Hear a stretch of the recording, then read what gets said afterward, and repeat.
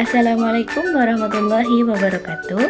Baiklah, di video kali ini kami akan mempresentasikan hasil diskusi kami, yaitu mengenai sejarah perkembangan hadis pada masa pramodifikasi. Sebelumnya saya akan memperkenalkan diri. Perkenalkan, saya Selvia Dwi Lestari dan teman saya. Assalamualaikum warahmatullahi wabarakatuh. Perkenalkan, nama saya Sebi Salsabila. Baiklah, saya akan menjelaskan materi tentang sejarah perkembangan hadis pada masa prakodifikasi. Sejarah adalah suatu peristiwa atau kejadian yang terjadi di masa lalu yang dipelajari dan diselidiki untuk dijadikan acuan dan pedoman untuk masa depan. Hadis adalah segala perkataan, perbuatan, dan ketentuan dari Nabi Muhammad SAW. Sejarah perkembangan hadis berbeda dengan Al-Quran. Hal ini disebabkan oleh tidak adanya perintah resmi dari Nabi untuk menuliskan hadis, dan pada waktu itu Nabi Muhammad SAW dan para sahabatnya masih fokus pada proses penurunan ayat-ayat Al-Quran. Sejarah prakodifikasi hadis terbagi menjadi 3 fase, yaitu masa Rasulullah, masa para sahabat, dan masa tabi'in. Rumusan masalah terbagi atas 3, yaitu pertama, seperti apa perkembangan hadis pada masa Rasulullah SAW. Kedua, seperti apa perkembangan hadis pada masa Khulafaur Rasyidin. Ketiga, seperti apa perkembangan hadis pada masa tabi'in.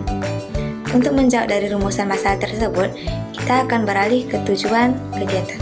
Tujuan kegiatan kita juga terbagi menjadi 3, yaitu pertama, untuk mengetahui proses perkembangan hadis pada masa Rasulullah SAW.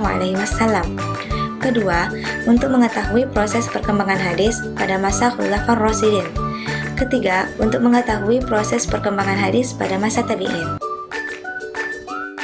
Baiklah, saya akan menjelaskan perkembangan hadis pada masa Rasulullah SAW. Ada satu keistimewaan pada masa Rasulullah yang membedakan dengan masa lainnya. Umat Islam pada masa itu dapat secara langsung memperoleh hadis dari beliau. Rasul sebagai narasumber syariat Islam tidak sekedar menyampaikan ajarannya kepada para sahabat, tetapi beliau merupakan salah seorang guru yang baik. Nabi juga sering menganjurkan kepada masyarakat untuk tinggal bersamanya dan belajar mengamati perilaku beliau. Metode Nabi menyampaikan hadis ada 5, yaitu yang pertama melalui majelis al-ilm atau tempat pengajian. Yang kedua, Rasulullah menyampaikan hadisnya melalui para sahabat tertentu yang kemudian akan disampaikan kembali oleh para sahabat kepada orang lain. Yang ketiga, melalui perbuatan langsung yang disaksikan oleh para sahabat. Yang keempat, melalui ceramah atau pidato di tempat terbuka seperti ketika Futuh al-Makkah atau penaklukan kota Mekah dan Haji Wada. Yang kelima, untuk hal-hal sensitif seperti yang berkaitan dengan soal keluarga dan kebutuhan biologis, terutama yang menyangkut hubungkan suami istri, Nabi menyampaikannya kepada istri-istrinya dan akan disampaikan kepada orang lain. Kontradiksi penulisan hadis. Yang pertama, larangan. Dalam suatu kesempatan, Nabi pernah melarang menulis hadis. Dalam hadis yang diriwayatkan oleh Abu Sa'ad Al-Khudri, larangan ini dilakukan karena khawatir hadis tercampur dengan Al-Quran, yang mana pada saat itu Al-Quran masih dalam proses penurunan. Kedua, perizinan. Ada beberapa sahabat yang mendapatkan izin dari Nabi untuk menuliskan hadis-hadisnya, yang mana tercantum dalam hadis yang diriwayatkan oleh Nafi bin Hudaid. Tetapi, secara umum Nabi melarang umat Islam untuk menulis hadis-hadisnya. Beberapa pendapat dalam menanggapi larangan dan perizinan Nabi. Pertama, larangan menulis hadis terjadi pada periode permulaan, sedangkan izin penulisannya diberikan pada periode akhir kerasulan. Kedua, larangan penulisan ini ditujukan kepada orang yang kuat hafalannya tetapi tidak dapat menulis dengan baik. Namun, yang pandai menulis diizinkan menulis hadis. Ketiga, larangan ini ditujukan untuk kodifikasi formal, sedangkan izin ditujukan untuk sekedar dalam bentuk catatan yang dipakai diri sendiri. Yang keempat, larangan ditunjukkan untuk kodifikasi formal, sedangkan izin ditunjukkan untuk sekedar dalam bentuk catatan yang dipakai sendiri. Yang kelima, larangan ini bersifat umum, sedangkan izin bersifat khusus. Yang keenam, larangan ini berlaku ketika wahyu masih turun, belum dihafal dan dicatat. Namun, ketika semuanya telah dikerjakan, maka penulisan hadis diizinkan. Masa Khulafaur Rasyidin. Setelah Nabi wafat, para sahabat tidak dapat mendengar sabda-sabda, menyaksikan perbuatan-perbuatan, dan hal ihwal dari Nabi secara langsung. Periwayatan hadis pada masa Khulafaur Rasyidin dilakukan sejak tahun 11 hingga 40 Hijriah, yang disebut juga sebagai masa sahabat besar, yang mana pada waktu itu belum berkembang. Masa Khulafaur Rasyidin terbagi menjadi 4 kekhalifahan, yaitu 1. Masa Abu Bakar As-Siddiq, 2. Masa Umar bin Khattab, 3. Masa Utsman bin Affan, 4. Masa Ali bin Abi Thalib. 1. Abu Bakar As-Siddiq. Abu Bakar adalah sahabat Nabi yang pertama-tama menunjukkan kehati-hatiannya dalam periwayatan hadis. Hal ini mengakibatkan hadis yang diriwayatkan pun relatif sedikit.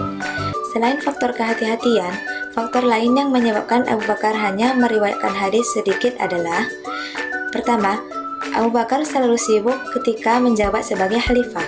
Kedua, kebutuhan hadis tidak sebanyak pada masa sesudahnya. Ketiga, jarak waktu antara kewafatannya dengan kewafatan Nabi sangat singkat. 2. Umar bin Khattab. Umar juga dikenal sebagai sahabat yang sangat berhati-hati dalam periwayatan hadis seperti halnya Abu Bakar. Umar juga menekankan kepada para sahabat agar tidak memperbanyak periwayatan hadis di masyarakat dengan alasan: pertama,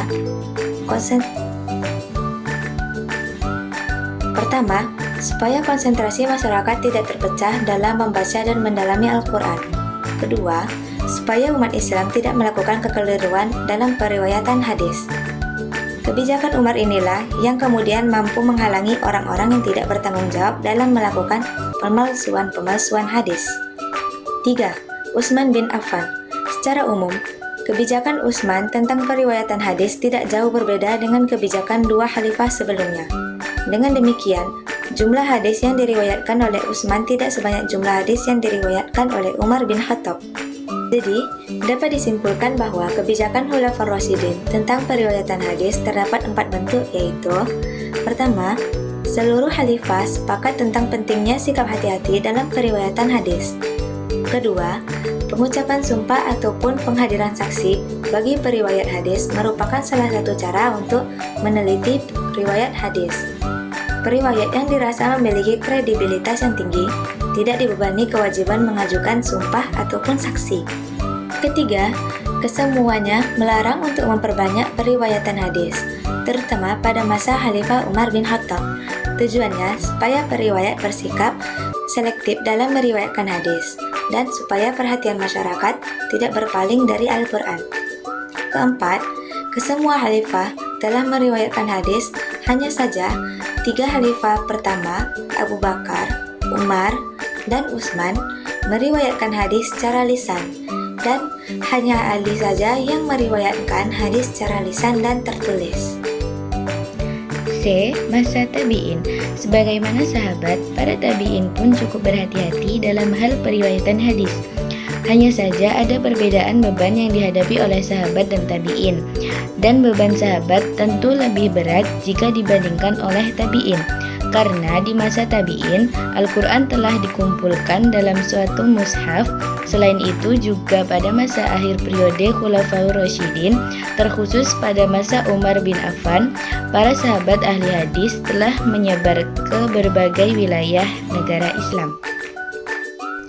Cara yang ditempuh oleh para tabi'in dalam meriwayatkan hadis adalah: yang pertama, melalui pertemuan-pertemuan dengan para sahabat. Selanjutnya, mereka mencatat apa yang telah didapat dari pertemuan tersebut.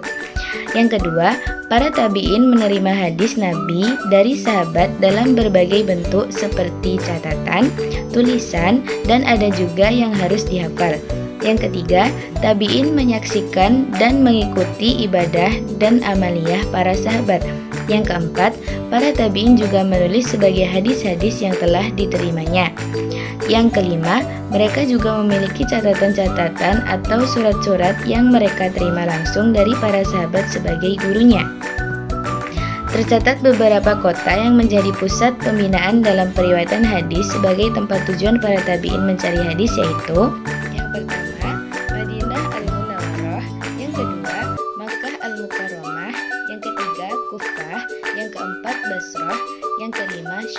Yang keenam Mesir, yang ketujuh Maghrib, yang kedelapan Andalus, yang kesembilan Yaman, yang kesepuluh Khurasan. A. Pemalsuan hadis. Mayoritas ulama hadis berpendapat bahwa pemalsuan hadis pertama kali terjadi pada masa kekhalifahan Ali bin Abi Thalib, yaitu setelah tahun 40 Hijriah. Pemalsuan hadis ini berawal dari pertentangan politik antara Ali bin Abi Thalib dengan Muawiyah bin Abi Sufyan.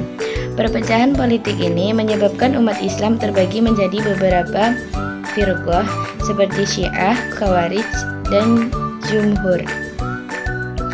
Faktor-faktor yang memotivasi pemalsuan hadis terbagi menjadi 7, yaitu 1. Pertentangan politik, 2. Kebencian terhadap Islam, 3. Perselisihan di bidang teologi dan jurisprudensi, 4. Fanatik atau ta'assub, 5. Kecenderungan sementara orang kepada kemauan penguasa, 6. Kecenderungan tukang cerita untuk menarik perhatian pendengarnya, 7. Kecintaan terhadap kebaikan tetapi dengan jalan membodohi agama. B. Langkah-langkah mengatasi pemalsuan hadis. Prosedur yang ditempuh dalam menerima hadis adalah berupa pengujian dan penelitian hadis sebagai upaya mengatasi pemalsuan hadis. Sebagai berikut: 1. Meneliti sanad hadis, 2. Mengukuhkan hadis, 3. Meneliti rawi hadis dalam menetapkan status kejujuran, 4. Menetapkan kaidah-kaidah umum untuk mengklasifikasikan hadis.